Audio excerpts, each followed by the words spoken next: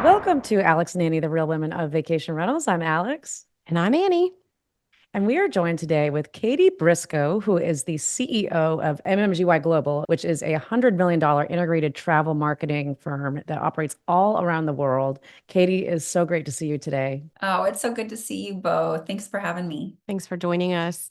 So, one of the things that we talked about off camera that we like to do within Alex and Annie is we like to bring on people that are unexpected, people that are from different facets of not just tourism, but just of other industries, and really explore like the synergies between our business and the guest business. You're in global tourism, you're in Kansas City, so you're in a very big destination. You work with a lot of destinations, but I would venture to say most of our listeners probably don't know much about Katie Briscoe or MMG. So, I wondered if you could just give us a little bit about your history, your background, and how you got into tourism. Absolutely. Well, I'll start with the company because the company is as old as I am. It started really in travel, more on the hospitality side. So while we do a tremendous amount of work with destination marketing organizations, a third of our portfolio is in the private sector, in hospitality, in transportation, basically any facet of the travel industry, that really the travel, hospitality, or many lifestyle brands we work with too, we service. So we've been at this for sort of 40 years. I've been with the company for 15. And the company has transformed certainly both in scale, but also in expertise in terms of the global team. We now have 600 employees around the world, and we have 14 global offices. And in fact, we used to say headquartered in Kansas City, but I think the goal in being a truly global company was having more, associates outside of the US than in, and we're really nearing that benchmark, which is exciting. I grew up in the company for the first half of my tenure. The company was privately owned by Don Montague and Clayton Reed. And then in 2016, it was really an inflection point of if the company was going to grow or sort of stay this sort of same size and be a smaller agency partner to clients.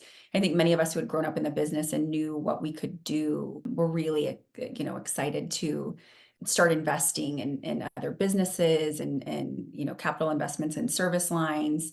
And so we took the company to market, and we were invested in by a company called Peninsula Capital Partners out of Detroit, Michigan. And so for the last 7.5 years of Peninsula's holding, they've been phenomenal partners. Didn't know much about travel, didn't know much about our business, but we're just great business partners and really trusted the management team, which is the dream in any sort of transaction like that. We've been able to invest in 11 businesses over the course of Peninsula's holding, 6 of those being outside the US. So truly became a global business. It wasn't just the sign on the door.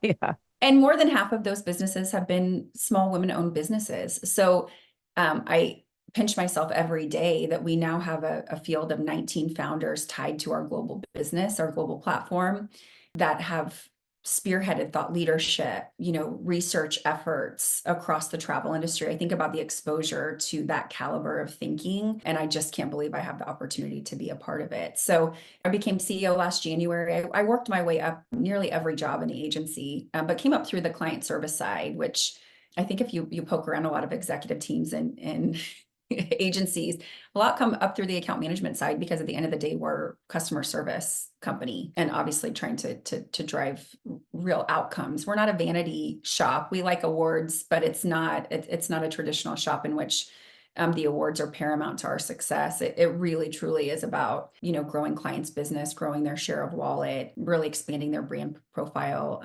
at a national or a regional, national, or global scale. So yeah, that's sort of how I came up in the firm. Again, the agency is such a special place to work. And now that I've been inside travel, I can't imagine doing anything else. And I think even coming out of the pandemic, where people probably ask the two of you, I'm sure, are you going to stay in the travel and hospitality industries? Given what's happened, it's never going to be the same. And I'm sure you had the same answer that I did, which is, of course, travel is this part of the human experience. Travel changes everything. Why would we step away from that? And we can see now with consumer behavior coming out of pandemic, the moment people were able to travel, they prioritized with their spending those experiences. I think it's a matter of saying, like, it's not that I have to, I get to. I always look at it like we get to be part of people's experiences, both the first times, the last times, the in-between times, but we're part of their memories, whether we're actually active in it or not. We get to be memory makers and participate in that. And that's an honor. Oh, so I completely agree. Such an honor to be a part of these when you ask people, this is the age old, and we have research that supports this now, of this sort of priority, especially coming out of the pandemic, of experiences, not things. You saw a lot of, at the beginning of the pandemic, consumers, renovating homes and, really shifting those, they're not going out to eat at restaurants, they're not taking vacations, they're spending in other ways. But there's only so many big screen TVs you can buy. There's only, it's like that meaningful. And so ultimately, when you ask people about, their favorite memories or experiences, it's typically always tied to travel. I like now check this when I'm talking to people and getting to know them, and leaning in that whole mantra of it's more interesting to be interested. I always am asking, people, like, tell me about your favorite experiences. And it always comes back to a travel experience, 9 times out of 10. Yeah, makes sense. I mean, we talk about this all the time, that it's like, at the end of the day, there's a lot of things any of us could be selling, or businesses that we could be working for, but those memories are huge. And it's easy to get lost in the day to day and the minutia of, what your job is. But when you actually sit back and think about that, it certainly gives it a lot more meaning. And I agree with you that I think people are really leaning into experiences more. And that's a great way to get to know somebody, also to ask, what actually means something to them. I mean, that's what all this is about. But Katie, you and we met a few years ago, actually. MMGY pitched the Myrtle Beach Chamber and CVB DMO to be the advertising agency of record. And that's when I first got to meet you and some other people from your team, and just got to understand all that MMGY offers and what your company does. And it's robust. I mean, you guys literally do everything within the marketing space that a destination or travel brand could possibly want, from the PR to the digital to the paid to, I mean, anything within the marketing side, you guys cover. I remember during COVID, looking at our budgets at that time, and really thinking about, what do we do? Because a lot of destinations, they cut their budgets off, and that was, they just had to wait until things rebounded. But due to your guidance and your team, we kept things going, and it ended up working out marvelously for the destination, and we grew a lot because of taking those strides. But it's been great working with you on Visit Myrtle Beach. And I know everybody, Stuart and the team over there, have really enjoyed working with you. Well, thank you for your service on the board. I mean, that is a best-in-class team at Myrtle Beach, at the Chamber broadly, and then the board, the guidance. I think what happened during the pandemic, which is not unexpected, is that many travel brands and destinations became paralyzed of, what do we do next? And I really can't say enough about Myrtle Beach and just leaning into, where were there opportunities? I mean, that is a destination, that's solely dependent on tourism to drive its economic success. And so obviously respecting local law and the right thing to do related to managing, this situation. But then also, when was the right time to lean in and talk about the fact that, like Panama City Beach, where I know you're at, Annie, it was a destination that you could invite people into because of the outdoor experience, as we began to understand a little bit more about how to sort of manage our way out of the pandemic. So I think leaning into that opportunity, and I think that's where our business shines, because we are lifting up travel as an economic driver for the communities. I mean, our goals, and many of the goals of the destinations we work with, are to enhance the quality of life for the residents. And so how we're able to lean in and kind of turn that back on in a responsible way was a rewarding challenge during a really difficult period, I know, for all of you making decisions at the top of the organization. Yeah, absolutely. You said you touch all facets of travel. So, obviously Alex and I are in vacation rentals, short-term rentals. We're in this like weird space. And one of the things that we've always laughed at is that, we've been around for a really long time. This industry's I've been in it since the late 90s. So for a very long time, but there's still so many people, investors, people that are getting into the space that are like, oh, this is this new, sexy, exciting part of travel. And it's really not. But from your perspective within the DMO space and within the travel management, have you seen more interest in it? Is it a space that you guys actually have dipped your toes in and are working with clients on?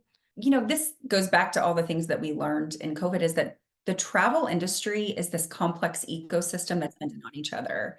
And so vacation rentals are a critically important part of the travel economy.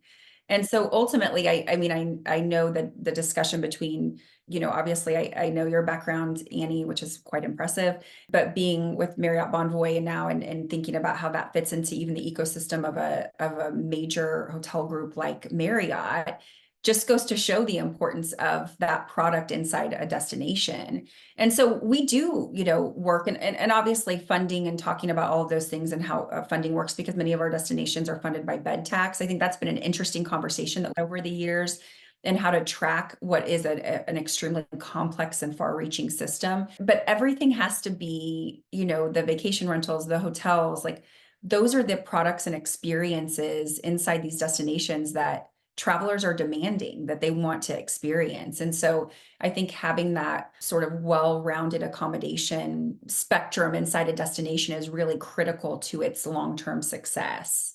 I don't know if that answers it. I mean, primarily we work with hospitality companies. So we do quite a bit of work with Marriott, especially out of our London office on the PR and comm side. We have worked with hotels and resorts that are independently owned. And then we have to, we do work with Expedia and TripAdvisor. But, understanding, I think, how all these things fit together allows us to fit proper strategy with our clients.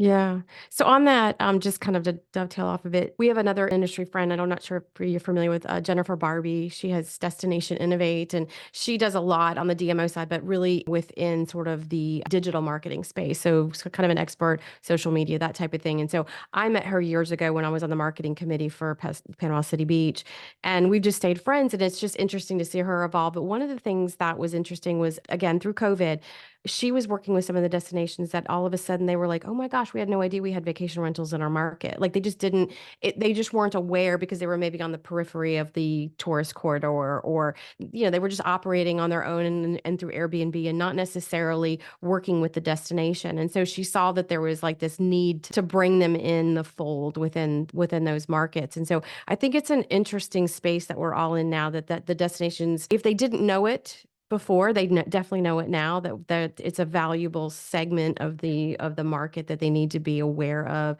and take interest in, and take and put them on the boards, have them have a seat at the table. And so I was just curious, like from your perspective, are you seeing that more and more than you did, say, pre-COVID? Well, I would say that vacation rentals and the capacity creation that allows for destinations to expand the visitors that they're inviting that are going to stay longer, spend more. And obviously on the vacation rental side, length of stay is such an upside for many of these destinations. I think the funding model for many of these DMOs is really the question of whether, and gosh, Alex, you would probably talk about this as much as anyone with your representation on the Chamber's board, is that the typical funding models are funded by bed tax. So the livelihood of a lot of these DMOs are about heads and beds at hotels, and not necessarily tied to occupancy in vacation rentals. And I think if I'm being honest, I think that's been the rub of where there hasn't been probably representation of the full ecosystem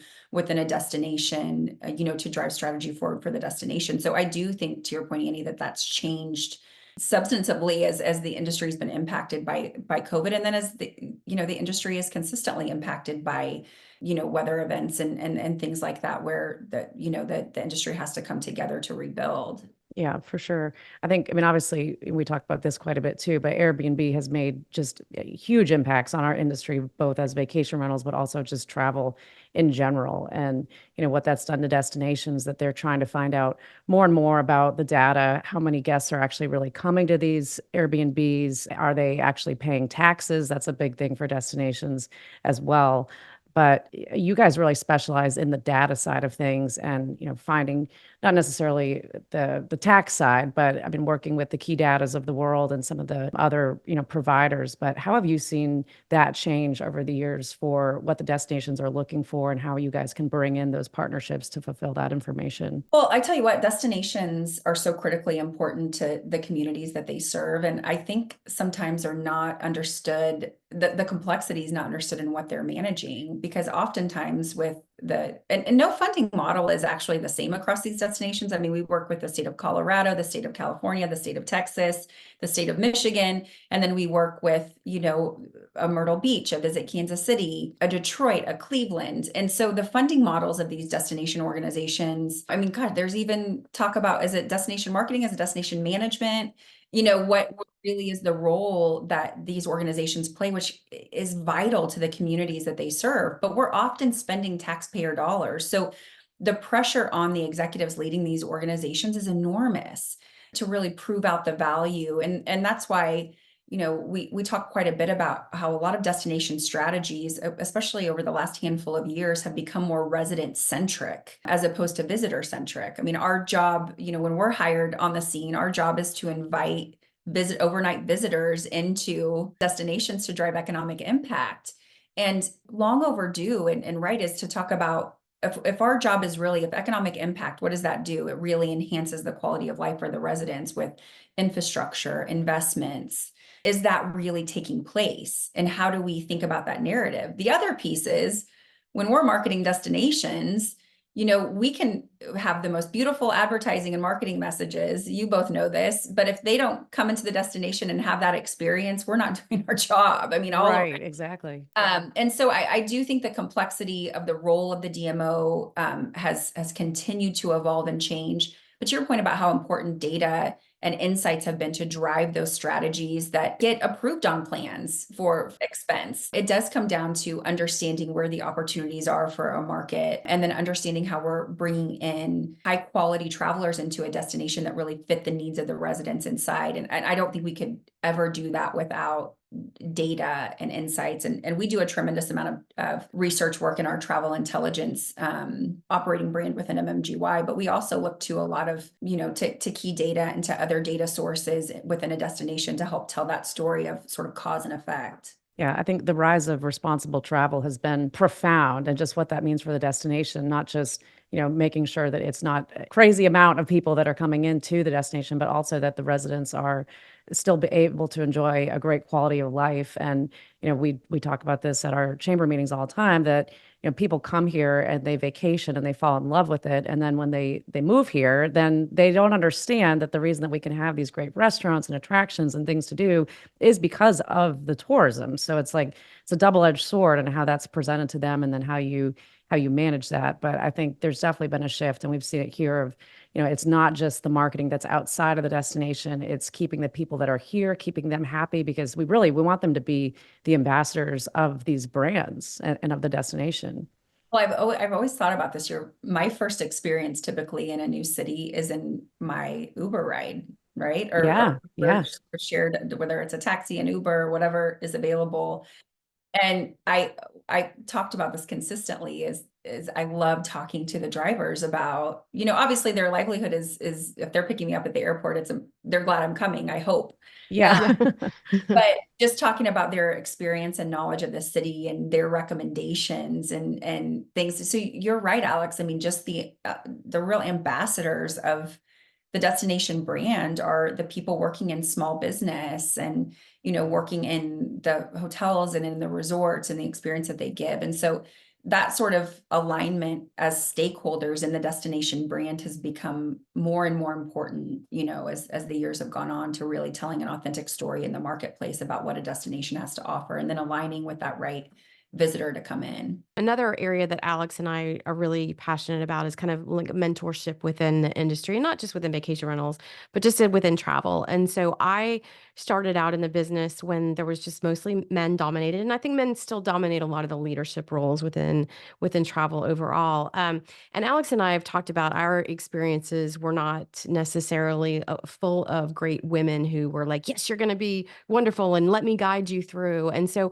I'm curious your experience coming up. Did you have a lot of great women role models and mentors that kind of helped you? Because again, the advertising world, you look at Mad Men. I mean, that's a great example of men, leading an industry. So I know that's like sexy for TV, but what was your experience like? I don't think that the Mad Men was probably too far off about 25 years ago. Yeah, it really wasn't. But I do think that, being a serious business partner, I mean, agencies have had to evolve. If you can't be a serious business partner, you're not going to stay on the scene. Yeah. As you look back, the sort of the compilation of your years and your journeys through, there were certainly impactful women, but I would say more of the mentorship opportunities I had were men. And I think I have some empathy for some of the women in more powerful positions as I was coming up in my own career. because there wasn't a lot of psychological safety that there could be multiple women on the scene being successful. And so Yeah. like there was kind of that, elbowing or not making room for another woman to come up. I think I felt that pretty viscerally as I was growing up and feeling conscious of it. So I think that's right. And I think that's changed over time. But I feel like I have empathy for those women now when I the seat that I sit about maybe why some of those behaviors occurred, because there just wasn't room. And so now when we think about, and I know the two of you feel this way, that you feel like the doors that we're opening, it's that famous Michelle Obama quote that you turn around, you leave the door open, you pull somebody in behind you. That is our responsibility as leaders in the industry. And one of the things that was incredibly important to me as I took on the chief executive role, we have a fantastic executive leadership team, but 70% of our workforce globally are women. And to see that reflected across middle management and executive management is incredibly important. And so, we've now hired of our 6-person global leadership team, 4 are women, 2 are women of color. And I think that, sort of representation and leadership of an organization like ours is incredibly important. And I think the richness that's come from that in terms of how we've thought about global benefits, how we've thought about empowering women to build long-lasting careers while starting families and making choices that they want to in their personal lives. That's been sort of the joy of a career, to be able to be in a seat to make some of those decisions, to change some things. I joke, I don't know whether it was like wrapping my first year as CEO, but I got emotional in our end of year meeting. I was trying to think if I clearly never saw my mentor, the indomitable Clayton Reed, who I adore. He never cried in a all company meeting, but God, I think but I remember having, my first child and coming back from maternity leave after 12 weeks and asking, I was still nursing, and like, is there a place where I can, can pump? And there was no room. And I remember being just kind of shown to, an old office with old broken furniture inside. And I remember kind of thinking like, if I'm ever in charge, it's not going to be that way. And granted, there are laws now that certainly, but it's completely different experience for young mothers in our business now in terms of their leave, in terms of how they're getting paid. We have fantastic paid maternity benefits and paid paternity benefits, because obviously the dynamic of a partnership in parenting is sort of set in those early weeks of a child in the home. And then of course there are people building families in less traditional ways that we want to support and celebrate. And so I think, leaves in that capacity.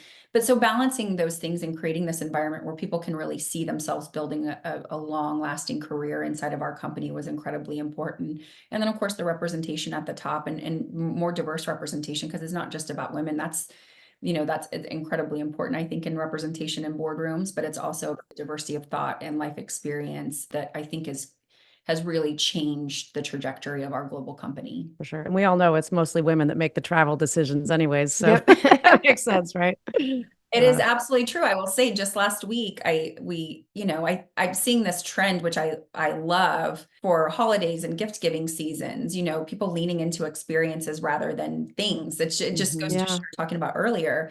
And so we surprised our kids and took them to LA for a Miami Heat LA Lakers game. And of course, we rented through a small business, a beautiful home on Manhattan Beach, and spent the week and had a great experience with those owners. And so it's so interesting because I travel for business and I stay in hotels. And Annie, as I was listening to some of the previous podcasts and love the show, this is the thing about travelers that are really so unique, is that we're all things. I'm renting vacation rentals, times a year, and then I'm staying in hotels 3 weeks out of every month. Yeah. All these things. But I take us back to travel when we're talking about the mentorship piece. But I've been very lucky from a mentorship standpoint. But I hope that sort of this next generation of female professionals have a very different experience than the 3 of us did. Attention property owners and hosts. If you want to keep those 5-star cleanliness ratings soaring and your guests smiling, listen up. Introducing Turno, your ultimate solution for simplifying and automating the entire cleaning management process. Say goodbye to the hassle and hello to high-quality, timely turnovers that guarantee those top-rated guest reviews. With Turno, you can automatically schedule, manage, and pay your short-term rental cleaners, ensuring a seamless and efficient operation. And here's the best part. Turno's Cleaner Marketplace boasts over 55,000 vetted short-term rental cleaning pros ready to elevate your property management game. Turno lets you manage cleaner performance with features like auto scheduling synced directly to your booking calendar, auto payments, photo checklists, problem reporting, and even inventory management. But that's not all. Keep your cleaner communications organized with centralized chat and photo sharing, all in one convenient place. Plus, they've made on-the-go management a breeze with separate mobile apps tailored for both hosts and cleaners. And just in case you need a lifeline, Turno's live 24/7 customer support is always at your service. Because at Turno, they're not just a platform, they're your partner in success. And there's a special treat for the listeners of the Alex and Annie podcast.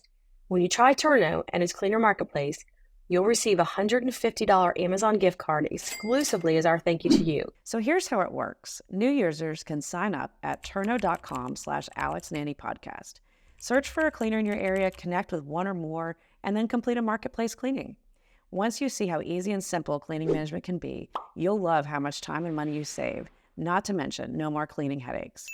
Now back to the show.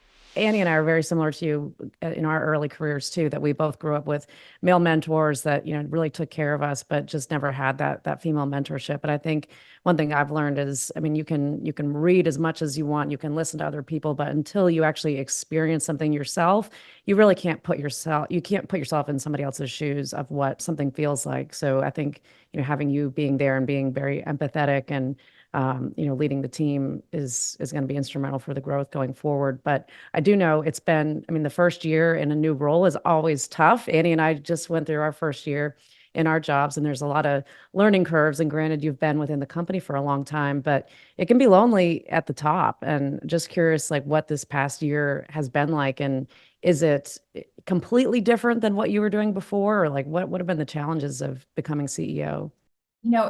Such a great question. I didn't expect it to be as different as it actually was. I was president of the global company for 4 years prior to becoming chief executive, and it had a tremendous amount of autonomy. And then ultimately, in the last 18 months of my role as president, it was succession. So I was taking on more of the responsibilities, was able to work hand in hand with Clayton in terms of how he was making some decisions that really are the CEO's job to make. And so I felt like I had was frankly so blessed to have the transition that I did, because it doesn't always work that way. Sometimes you're thrust into that seat and then have to figure it out on your own. And I really had about a year and a half to get ready for it. So perhaps in that year and a half window, some naivety crept in of how tough it would be. I then took on the role. And of course, my mentor and friend over all these years, Clayton, was then not in the office. He was quite gracious and like, I'm not going to office here. I don't want anybody to be confused about who was in charge. And at the time I thought, gosh, come into the office. You exude this energy that we're all accustomed to, like that'll be missed. But there was such wisdom in what he was saying, because it was true. He had led the business for so long that without him making sort of a clean exit, he still sits on our board.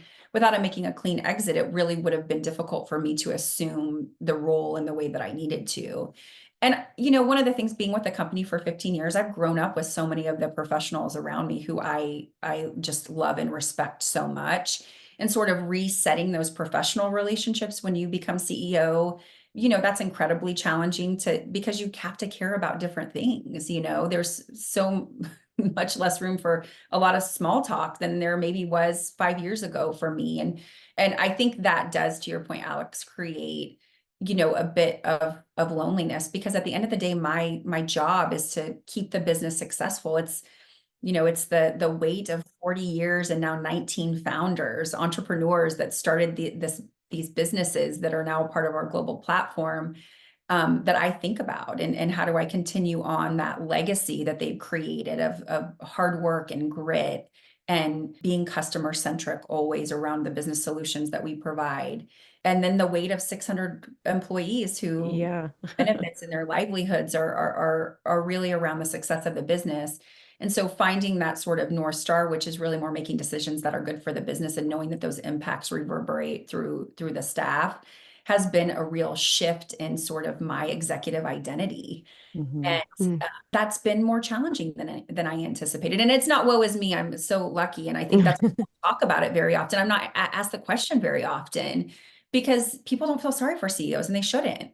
But it is an interesting transition as a woman to I think make. And it's certainly taught me a lot about myself and in ways that have been both fulfilling and sometimes, lonely, to your point. I assume you have a fairly strong tribe around you. Yeah, I'm going to cry on your podcast now. Oh, No, I think Lindsay Uberoth, who's the president and CEO of Preferred Hotels and one of the busiest humans on the planet, I reached out to her early on, when I knew that I would be transitioning into the CEO role and said, do you have time to talk? And, making time when you are so extremely busy, which everyone is, I've like trying to get into this mantra of busy not being a badge of honor because it isn't, but making time for, the people coming in after us and people taking on these roles to sort of share and prepare, people to take these jobs on successfully was such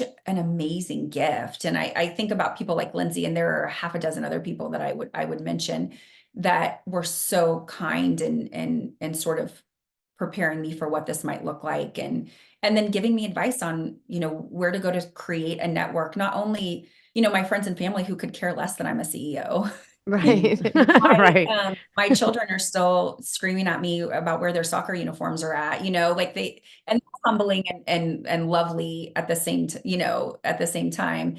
My friends that have been friends with me for, 35 years, they could care if I was a CEO or if I was doing something entirely different. They'd still love me. I think that professional tribe, trusted tribe, has been something that I've been cultivating for the past few years. And that sort of the combination of both the personal and professional, I think, is how you sort of maintain that energy level to keep moving forward. That is the dynamic. Is I feel a tremendous amount of responsibility. I love this business. I believe in travel.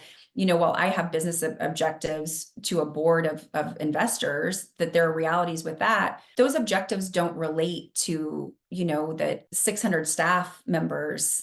Some they do. Quite a few that they do. They have to have a why that makes you cry besides EBITDA, Right. Exactly. And Yeah. Yeah. and the why that makes them cry is the power of travel, to bridge understanding between cultures, to widen your perspective and frame of mind around what life truly is. And I believe in that. Why still makes me cry in leading our business. And I also have, leaned into the aspects of running a successful business and how rewarding that is for leaders around our company that continue to benefit from the growth along with others and, broadly down into the business and for the investment team that's making a bet on us that we can continue to grow and prosper in this specialty of travel. Yeah, absolutely. I was just out in Vegas earlier this week for a mastermind and with David Meltzer, and one of the questions that he got in the Q&A was, if you could give one piece of advice, what would it be? And he said, always ask for help.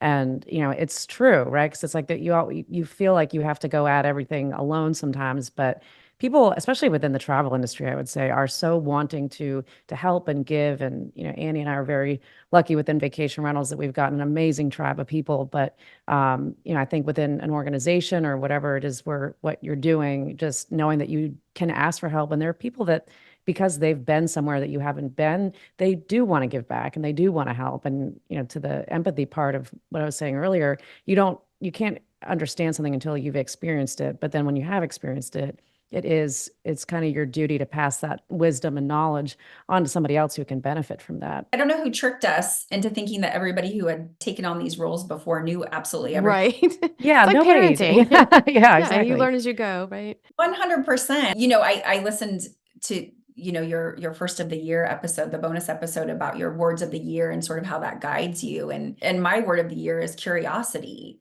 because I think the mistake that a lot of executive leaders make in organizations is that feeling that, oh, I get to go a mile wide and a foot deep and just make these decisions. And again, that is required. We do have to make the decisions, the hard ones and sometimes the easier ones.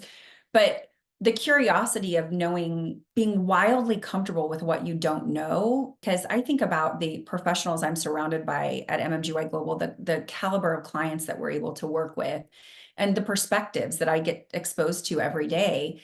And I'll make decisions and admit I'm wrong. And you know, my position might evolve, you know, over years of time of watching something, you know, play out. And I'm not afraid of that. And I think that to me is the sort of growth of post first year of a first year CEO, was of just getting just wildly comfortable with that aspect. Looking back over 1 year concluded, what would be one thing that you wish you'd known before? What a fantastic question, Annie. And there might be 5 things, but just one thing. How sacred your energy is, how sacred your energy level is. And really, and there's a graphic I just saw that's like, you know, your to-do list, but what are the things you have to do, you want to do, or other people want you to do? Yeah, And so true. And I think maintaining your energy level as a leader, because I am so optimistic about this industry, what we're doing to enrich human experience. You know, it sounds very profound, and I think it is. I do, or I wouldn't spend my days doing. I feel a deep passion for what we're doing. I also feel that I was given an enormous opportunity, you know, kind of coming through the company in which I was told, like, think about your next job. And if your next job is here, stay. And so then I always felt that way. And then I ended up here. But I think when you become in a position of power is natural, people want a lot of things from you. And I think sifting through that to really focus on the most important things so that you can maintain an energy level to lead a global organization, to be excited, to be there personally for, you know, I always have said, you know, you can't find joy in you typically can't. I don't want to say there's never, I feel like, an entirely exclusive, you know, way to say this, but in my experience and the people I've had the privilege to lead over the years, you can't find joy in the job unless you find joy outside of it. And so that's why I ask people within the legal parameters of interviewing, what do you like to do? What are your passions? Like, what are you into outside of work? Because those things matter. And I think those personal relationships, how that gives you energy, in addition to professionally, how you're given energy, the maintenance of that is also an important part of the job. And I don't think I understood that fully. That's a great response. I love that. I don't think I've ever heard anybody, generally people will say like protect your time, but I've never heard anybody relate it to like energy. So I think that's valuable. And thank goodness you recognize that now, not 5 years from now. Yeah, exactly. That's a good point. You know, we have global agency meetings where we come together, celebrate the great work, you know, celebrate some, you know, individual accomplishments across our team. It's such a powerful, these are such powerful meetings because you really get the sense of the scale and what we've built, and just the enormous talent that sits inside, you know, our company, which is really enabled by the clients who trust us and hire us to do work. But at the tail end of the year, we were having a closed meeting, and of course, we're all having conversations about in office, out of office. What does flexibility really mean in this age? All of these somewhat exhausting conversations when you're running, you know, a large organization of how do you not create outliers that put a lot of weight on middle managers who are doing a tremendous amount of delivery to clients. You know, all of these really difficult conversations about continuing to modernize our professional environment and our workforce. And, you know, and hearing all of the things, and I just, at the end of the year, I felt so drained at our end of company meeting, and I never felt that way. And I thought, what is wrong with me? Like, this is such a dream job, a phenomenal company. Why do I feel like I don't know what to say?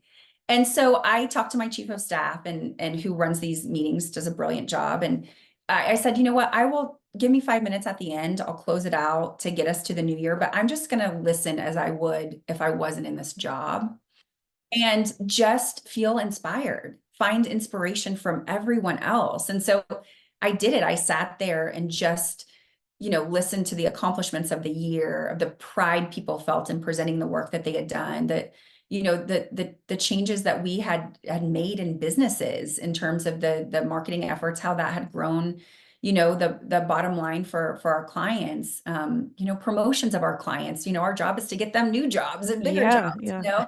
And so I just felt so inspired. And of course, I got up at the end and teared up a little bit because I just felt so proud. But I think allowing yourself to feel in those moments and to figure out how you can show up and be the best leader for your team it's not this steady path. And I think being human, I talk about being a female leader, but I think being human first as a CEO has worked well for me thus far. And I certainly hope to continue to lean into that as time goes on. I certainly don't want to harden, want to gain more experience, but still, find the simplicity and joy of privilege of the people I serve in the company and the clients that I serve. It's really incredible. I'm curious, what are the things that you do outside of work that keep you having that energy? That's a good one. I always I wish I could say I had some amazing like talent or hobby that I do. I have 2 young kids, so we do a lot of sports. Like it's just a kind of busy season of life. This is such a strange thing to share in this forum, but one thing that always calms me, and you both live by the water, so I assume this is something that we have in common, but is water. So hot baths and being in a hot tub, being in in the summertime for me in Kansas City, being in the water is so calming and centering to me. And I don't think that qualifies as a hobby, but I will say that if I've had a rough day, my husband will definitely be like, "Oh, are we taking a 3-hour hot bath tonight?" And I'm like, "Yeah, That's Annie for sure. Annie's definitely the bath the bath one of us two. I don't know what it is about the bubble bath that just is calming." And I will say that I too, again, not a hobby per se or something but something that is sort of refreshes and I'm sure you guys have talked about this, is gratitude journaling. Because I think it's so easy when you're in a position of leadership that you're being bombarded with things that are potentially going wrong. That's part of the job. It's what we're paid for. But I think always seeking out even the simplest joys and things to be grateful for just reframes the way you step into a day and move through it. And, as the energy I said, I never want, when somebody walks into my office and wants to talk, I never want to rob them of any energy they have. I never want to say something that's going to bring them, because I'm such a believer in giving and receiving of energy, that I really take that into, into consideration. So some of these resets we have. So I think my hobbies are actually just kind of these micro resets in in this busy life of young children, a busy job and things like that. I hope to have something cooler to say at some point though. No, I mean, that's perfect. That's perfect. Yeah. It's okay to prioritize yourself as a hobby, It Yeah. really is. Right. Trying to figure out how to do that too. But again, I think, we always talk about this, that health being central to what we're doing when we're in high performing jobs. And so I think centering around health too. And of course, it's the start of the year. So I think probably many people are having that conversation with themselves of how to have a healthier lifestyle. And because, health sometimes is put on the back burner when you're a busy professional, and then it's certainly put at the front immediately if something goes wrong. So that's thinking about a lot this 2024. So I was curious, in the industry, and it doesn't have to necessarily be travel, but I think travel relates to this. What do you think is a subject or an area that's not being talked about enough? Gosh, that's interesting. I think I would maybe have a couple different answers to that, Annie. But I think first, we're facing, especially in destination, marketing organizations, facing some challenges and some headwinds around funding. I think in the spirit of talking about infrastructure and economic development inside, it's fascinating to me, and I think incredibly important, how tourism strategy is becoming married with economic development. And how do we spend taxpayer dollars in terms of infrastructure? Or do you think about leading into tourism, which drives ROI that gets, pushed back into infrastructure? And so I think that's something that has been taken for granted a little bit in the tourism industry, as there's been this boom, sort of through COVID and sort of coming out of COVID, the recovery of travel has really exceeded, especially on the leisure side, and you guys know this, expectations. But I think sort of funding models, especially on the DMO side, is going to become talked more and more about openly. I think it's going to become pretty important to protect these organizations and what they're driving in terms of economic development. We're talking a lot about diversity, equity, and inclusion around our advertising campaigns and how we're thinking about brands. And I think that was something that we weren't talking about as much, 3 to 4 years ago. And obviously a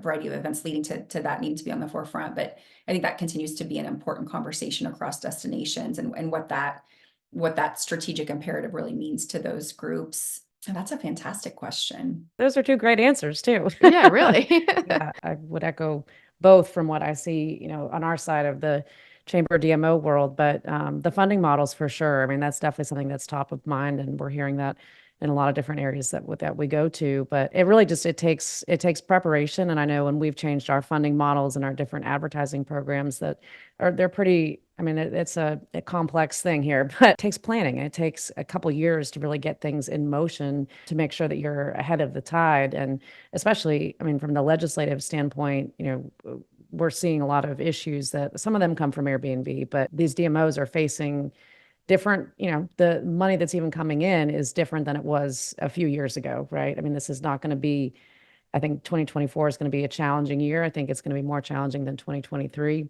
So it's just something that everybody has to be top of mind with. Well, Katie, it was amazing to have you here today and such an honor. We've truly enjoyed just getting to know you a little bit better, hearing about your career, and then just, what travel has in store for this year. So thank you so much for joining us. Oh, thank you guys. I learn something new every single time I listen to the podcast, truly. And again, such a special part of the industry that you both serve and clearly love and are so passionate about. And I appreciate you sharing that with us every week. That's a privilege. Well, thank you for listening. We appreciate that. If anybody wants to get in touch with you, what's the best way to do that? Yeah, LinkedIn is always a sure thing for me. So I would love to chat. And if, this is the thing when you come on and you kind of talk about some of these macro topics, both professionally and across the industry, I always seek sort of dissent in perspective. I think this is probably how you guys have grown through the years of doing this, of being challenged and coming to new ideas. So I would love if anybody disagreed or agreed, to reach out via LinkedIn. I love to chat. We'll include the link to your LinkedIn and contact info in our show notes. And if anybody wants to get in touch with Annie or I, you could go to alexandanniepodcast.com. And in the meantime, thank you so much for tuning in, everybody. We'll see you next week.